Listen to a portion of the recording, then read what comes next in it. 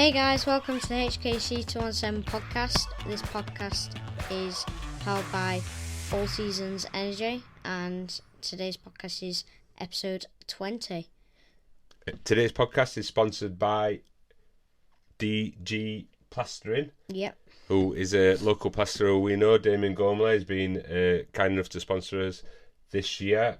He does plaster work, obviously, and he is a local plasterer in the Sheffield, South Yorkshire area. Also does contract and commercial work. We will leave a link in the description to his Facebook page and also his mobile phone number.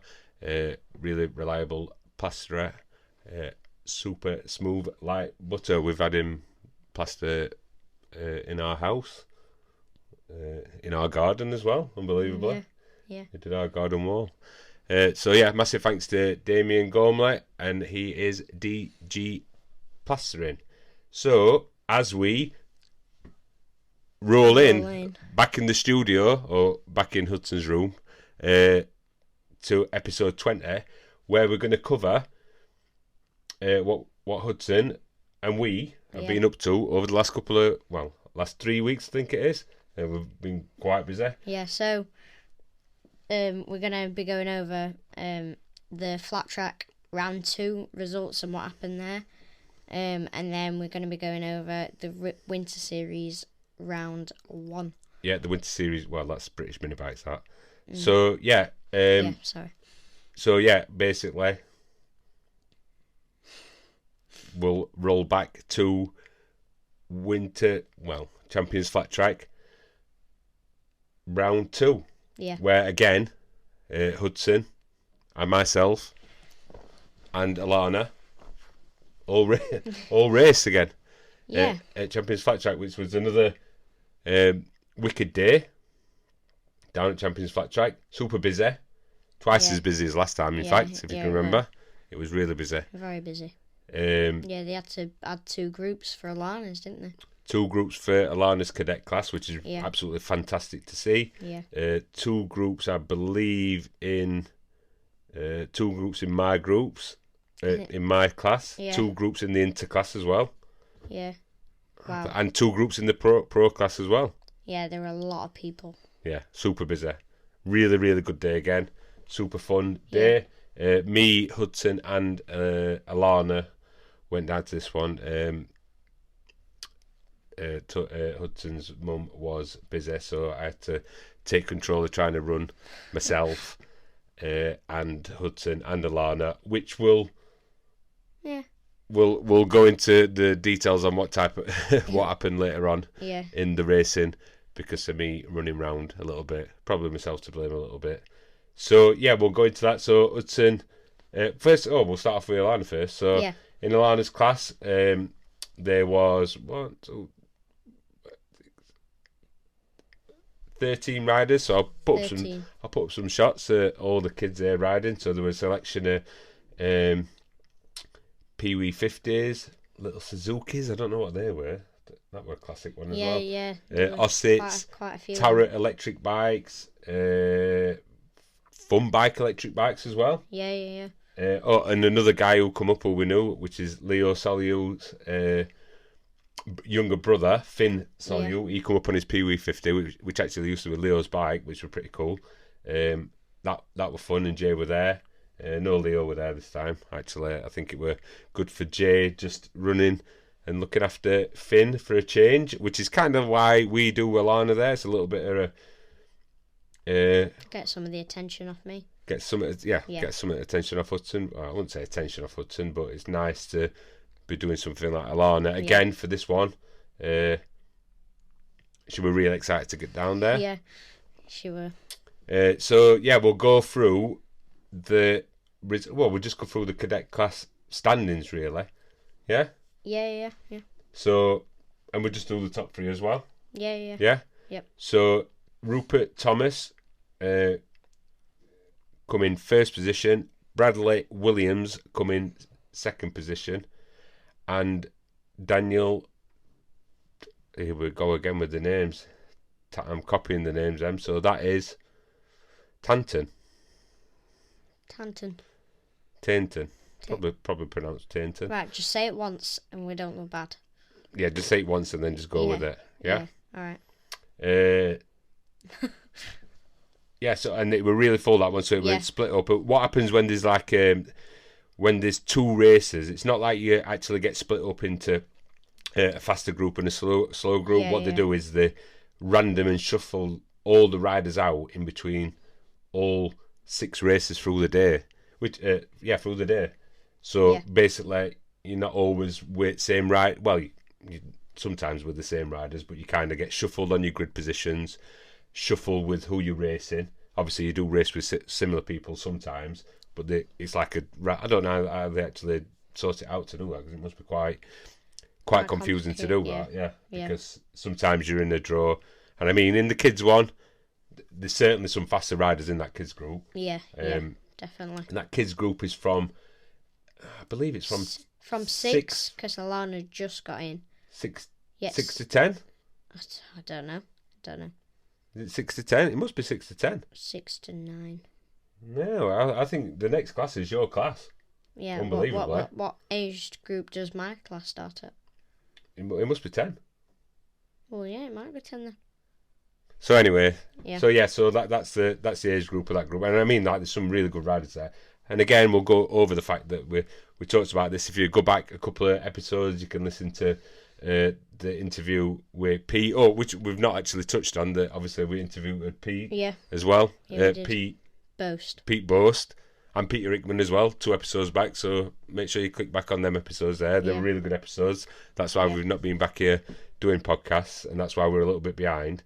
But Pete goes about how good it is looking at these kids coming, and we actually talked about it in that episode, saying that like it's a superb, in my opinion, like a way to start racing where you're 6-year-old, you can race, you are racing. Yeah. Yeah? Yeah, you are. You're racing around the track, and I think that it's a good starting place to get into racing. Yeah, and Pete said that, didn't he? That it's good to see people coming in here and then moving on from this like introduce you. We would have 100% gone to flat tracking with your Rosset. Yeah. Yeah. We would have. We would have gone we wouldn't even. You'd have done it. Yeah. We'd have gone flat tracking. There, yeah. On your Rosset. Yeah. 100%. Before racing anywhere. Yeah. Because you had your Rosset when you were 6, I believe. So you could have gone straight there and done that. And then, in my opinion, if you'd have done that for like a year before you even got your SM, when did you get your 90? When you were 8? 90 when I was 8, I think. So imagine if you'd have done that for 2 years before you raced your 90 when you were 8. Yeah. I think you'd have been a better rider when you started on your 90. 100%. Yeah. And it's a good cheap form of things. Like they've got these people. Obviously, they're not super strict on all these different type of bikes on these in this cadet class, because there's some Ossets, these Tarot bikes, and I mean like there's like a variation of how fast these bikes are. I mean like them Ossets and the Tarot bikes. Yeah. I think I'm sure it's like Rupert Thomas. He's on that Tarot, I think. Electric one. We know how fast these electric ones. It's super fast, and his slat is going around like crazy. Yeah. So yeah, good. A really good thing. And if you need to ask Jay about it, first time he went down there, Leo's dad, I'd hope to think he'd agree, and I'd hope he'd agree that it's really well run as well. Yeah, like they set you up, bring you onto grid, tell you where your grid position is. Start calling people out for the next grid after. Really well organised. They've got like 4. I think they've got 4 different staff members. They've got one in the bike garage making sure people are getting on the right bikes. They've got another guy putting you in the holding area, and then there's another guy giving you grid position before you go on the grid. Another guy on the grid. Another guy being a mechanic. A mechanic guy is there in case you hire bike. Yeah, brakes. And what else have they got? Someone at reception. And your light guy. Jackie on reception. Yeah, Jackie, light guy. So we love it down there. Super fun, super relaxed, super cheap, good racing. Get yourselves down, get involved. Good. So we go into youth intermediate class, which is Hudson's class. In this class, there's Archer Williamson, Hudson Cooper, George Marshall, and somebody new this time, which is... Oh, no, he's not new. It's Jameson. He's the guy from last time, Higgins. George Marshall was the new guy. Yeah. So in race 1, if we can... Yeah, we'll go through results. We can kind of work it out from here. So in race 1, on the oval with the jump... that was race 1, by the way. Oval, well, race 1 and 2 and 3 was the oval with the jump. So we're straight into a track that we didn't know that they were going to do. Yeah, it was. It were good, weren't it? Would you say? Was it oval with jump? Yeah, oval with the jump. Yep. Yeah, because I can remember you telling me you can't. Did they do the TT track with the jump last time? Yeah, it went it. Yeah, so last time on the final 3 races it was TT. Yeah, so last time in the first 3 races it was just normal oval. Then last time in the afternoon in the TT jump. It was TT jump, with it on like the back straight. Then this time it was the oval with the jump this time, and then the afternoon this time it was the TT. A different TT one though. Yeah, different TT. So you wouldn't believe. So we've been going. Hudson's been going for probably a year now down there, and over the first 2 rounds of going there, we've had a new track. Well, had the jump, which we've not seen in a year. Yeah. And this TT track that he did in the afternoon was a new type of TT layout, which unbelievably, like, it's not massive in this place. Yeah, they have to cram it in. You wouldn't believe like how many different variations of a track you could do in such a tiny area where there's only there's like a bit where you can go through the middle and like an oval, basically like a figure 8 track. It is a bit. The amount of things you can do from a figure 8 track. Well, it's wider on the edges. That's why you can go back on yourself on the edges. But yeah. I'll try and put up a graphic of like what the track is, and I'll actually try and put some lines up and showing you like which ways you can go around. We'll have to take a picture next time. They've got like a board and they've got different colour pens and they've drawn the full thing out. Okay, we'll do that next time. And then it's got a key underneath and it tells you what each track is. Well, anyway, so yeah, so like we went. So anyway, we rocked up this time, and it was TT oval, which I never thought they'd do. Yeah. And again, it was such a bit of a learning experience for me as well as Hudson. That even though the jump was on the oval, and on the oval you normally like sliding round it. Obviously, same on both sides because it's an oval. Yeah. Obviously, but on this one, the jump was right at the exit of the oval. Yeah. So you could kind of slide into the oval, and we kind of worked this out. That you kind of have to like slide in, like, and just turn in take the it corner. a lot sharper, yeah. Yeah, and stand it up for the jump. Because if you were still turning, which you normally would be, you'd be drifting out. Then you'd tuck your front or slip your rear end. So you had to like get it sat up a little bit. You could actually, we worked out. Well, Hudson worked it out, and then I were doing it as well. That you could actually jump the jump as you were lean. You didn't have to be fully upright on it. Yeah. But you did have to definitely take that other corner differently. Yeah. Because you had to slow down more, get round, ready for jump. Which were again like I liked it. I liked it. I'm not fazed by the jump anymore. It does mix it up a little bit. Yeah. I mean, like Hudson did some. I mean, like Archer and Hudson had some amazing races on that. Yeah. On the oval. Oval jump. Yeah. So yeah, in race 1, Hudson won the first race. Archer come second. George come third and Jameson come fourth. And then in race 2, Archer won it. Hudson come second. George come third. Jameson come fourth. Yep. Yeah. Is that right? And Yeah. then in race 3. And I mean, this was probably the best race of the day, really. You two were like neck and... You and Archer were neck and neck. Yeah. And Hudson and Archer come round the oval corner, let's call it, and you kind of got squeezed it. There were a back marker there, weren't there? Yeah. So you kind of got like squeezed in. I think your handlebars clipped air bales. Yeah. And you, Archer, I think that other kid got away with it. He did. Ended up in a bit of a bag tangle mess, all on top of each other. Yeah. So in that race, you come. It's actually got you down as 3 points there. So obviously they weren't sure on where you come, were they? Yeah, it was a bit. So Archer won it on that one. I don't think they said that they were rolling that back actually a lap. Yeah, they did roll it back a lap. They did roll it back. Well, they haven't rolled it back a lap, have they? Yeah, you got 3 points. I should have been second. Yeah, so they rolled it back a lap. Oh, is that where you fell off? Is that where you slid out? He would have got first. And you would have got second. I would have got that's second. that one there on the oval is where you were leading, and you slid out in lead. You slid out in lead. I'm sure it is. Well, anyway, go through the results. So yeah, you crashed on that one. You did have that's one crash, isn't it? Is that one crash? I don't know if they rolled it back. Anyway, so Archer won all 5 races. Yeah. Hudson won first race, so Archer won rest of the day. Hudson come second, first, second, third, no, fourth. It says fourth, second. Yep. Basically, I don't think they're right them actually, but anyway. So overall, it wouldn't have made a difference to results anyway. So overall, first position was Archer Williamson. In second position, Hudson Cooper, and in third position, George Marshall. So we'll go on to the youth senior. And we'll just go to the top 3 of them. So in first place is a lad that we've seen down there loads, Harrison McKay. He's a good rider, him. Yeah. So Harrison McKay, so he come first overall.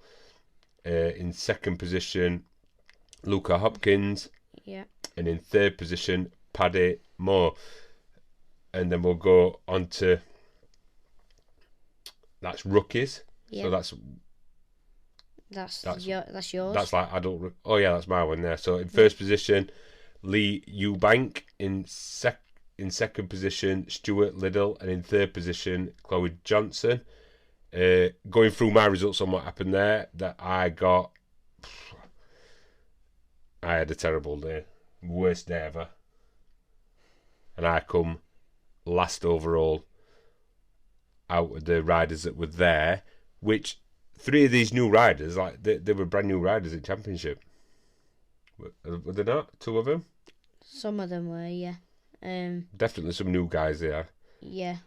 So yeah, 3. Not really feeling it that day. I don't know what happened. Yeah. Bad day at the office. One thing that didn't help, We all have 'em. which contributed to me coming last overall. This is me giving excuses that I missed my race start. I totally missed the race start, which is sacrilege. I'm still bitter about it now. I must admit, I'm still angry. I'm angry talking about it now, but it was through no fault of my own. Although I'm just going to blame looking after Alannah and Hudson. But there you go. So that was my rookies. Moving swiftly on into the intermediates, which is adult intermediates. Yeah. So Kylan Shuttlewood, and there's another he rides in both. Look, Yeah. Paddy Moore. No, no, he doesn't. Paddy Moore. No, he doesn't. Paddy Moore in second position, and in third position, Lewis Smart. And in the pro class, Harrison McKay was in the pro class as well. He come first overall. Frankie Bourne, who we know from who we've seen down there, and that's who Pete's helping out at the BSB. Yeah. He come in second position. In third position, Jack Bell. Yeah. He's a pro flat track rider as well. So I mean, like, they are unbelievable. Them 3 in there. They're crazy. Really cool watching them race. And in the ladies class, Katie Hand in first position. Chloe Johnson in second position overall, and Justina Bacout. Say it once. Say it once and it's right. In the ladies class. So Chloe actually rides in my rookie class as well. Yeah. She's a good rider. Yeah. And rewinding a little bit as well, we hadn't actually touched on this, that we went to the level 2 class. Oh, yeah. So maybe a month ago now, I think it was. So we went to the level 2 class, which were fantastic. Some really good riders there. Really, I thought it were beneficial. Practice starts. Very, very beneficial. Good riders there. I would say it brings you on a little bit of a rider. Made Hudson better. Made me worse, I think. Obviously, because that's what happened to me. Mentally. So I did actually, on a positive note, and I did have some good starts on that. I mean, there were just good riders there. So yeah, Yeah. The riders there were really, really, really good. To say, and I mean, I did from doing that from doing the flat track level 2 practice as well. The course, sorry. Yeah. I did a gear start where you start in first gear, which Yeah, I know yeah. doesn't sound like a big deal, that, but for Hudson, he was doing that from off. But a lot of riders, even that Chloe, she doesn't really do that, and we actually practiced that on that day, which was really cool. Yeah. Practicing that. So a gear Yeah. start in first gear, because basically you're in first gear and then you're like straight into second gear. Yeah. Before first corner. So that summarises the. Yeah, does it summarise? Yeah, that summarises. They're all championship tables. Oh, okay. So that summarises flat track. Round 2, basically. Round 2, yeah. So we'll move over to. So that was on the Saturday. This is how busy we've been. Yeah. So from the Saturday, we drove straight down to Stretton. Yeah. Oh no, yeah, we drove home. Yeah, we drove home and then we drove to Stretton. Yep. Anyway, we're covering Anyway. BMB Winter Series Round 1. Hudson's been able to ride on a mini-moto firstly down there. So down at Stretton they've got a fleet of mini-motos. Something that Hudson did last year on winter training. So an opportunity has come to ride some mini-motos, and Hudson's took that opportunity to do that for Winter Series. So we'll go through the results of the Winter Series down there. So this is mini-moto 10mm class. Overall results. So in third position, it's Sebastian Kowalski. Say it once. In second position is Josh Perkins, and in first position it's Rex Austin. And then we'll go to the mini-moto 14mm. So in third position, so he obviously rides both. So in third position it's Rex Austin. In second position it's Preston Baker, and in first position it's George Ackerman. And as we'll go back to what happened in your races here. So this race, I believe that's race 1 there. So in your races there were 5, 6, 7, 8, 9 people. So in race 1 you come 5th. Yep. In race 2 you come 7th, and in race 3 you come 6th. Yeah. And your overall result, you come 6th overall. Not too bad. One major problem with that weekend is that we didn't have any wets for these mini-motos. Yeah. And race 1 was wet. Race 2 was dry. Drying, yeah. And race 3 rained Race again. 3, it chucks it down. So next time we go down there, we're going to be able to get some wets for it, basically. Yeah. Or some intermediate tyres. Yeah, I think they've ordered some, haven't they? Yeah, I hope so. Hopefully. So that goes back to that. So then we'll go back to the main results, which will go to the JSM 90s. So in third position is Henrietta Judkins. In second position is Caden Herring. And in first position is Rex Almond. So he's obviously popped up a couple of times. So he was riding mini-motos and the 90. Yeah, so mini-motos 10mm, mini-motos 14, and Do they get a clean sweep? Yeah. No, in the mini-motos 14mm, he got third. Okay. That's good though. So that's two new riders there. So then we'll go on to the Mini GP 140. So there were only 2 riders there doing Mini GP 140. So it was Joshua Herring and Harley Baker. Harley Baker winning overall. So they were on Mini GP 140 bikes. In fact, he were on a metric kit, weren't they? Yeah. Metric kit and a mini GP there. So then we'll go on to move round. Where are we looking? Mini bike. All right. So these were best races of the day as well. So there were a lot of. There were two categories of mini bikes as well. There were 2 grids, so the right race A and race B. Anyway, so in third position Dean Brown. In second position Tommy Alban. And in first position, on his home track, where he should win, I'm joking when I say that, by the way, Zach Weston. So they had some really, really good races there. Yeah. I think Zach got like a second, a first. How many races did they have? 3? Yeah, three races, yeah. I think Zach got a first, a second. I'll tell you another rider we hadn't seen for ages who were there, Chase Collymore. Yeah. Who were actually flipping awesome on that bike. They were. We have not seen him since, my gosh, it feels like Pembrey last year. It does, doesn't it? So I don't know what bikes they're riding there. I can only remember him from, 2 years ago, maybe. I think from when, I forgot what track it is, Clay Pigeon. Am I right there, or the other one? Yeah, maybe so. The long track, you know what I'm on about. Yeah, so really good to see them down there. Obviously, we've seen his dad. I mean, like, he was flipping awesome. He crashed. I think he crashed in lead on one. Crashed in second in another one, just behind Zach. Everyone were joking that he couldn't stay on. He couldn't stay on.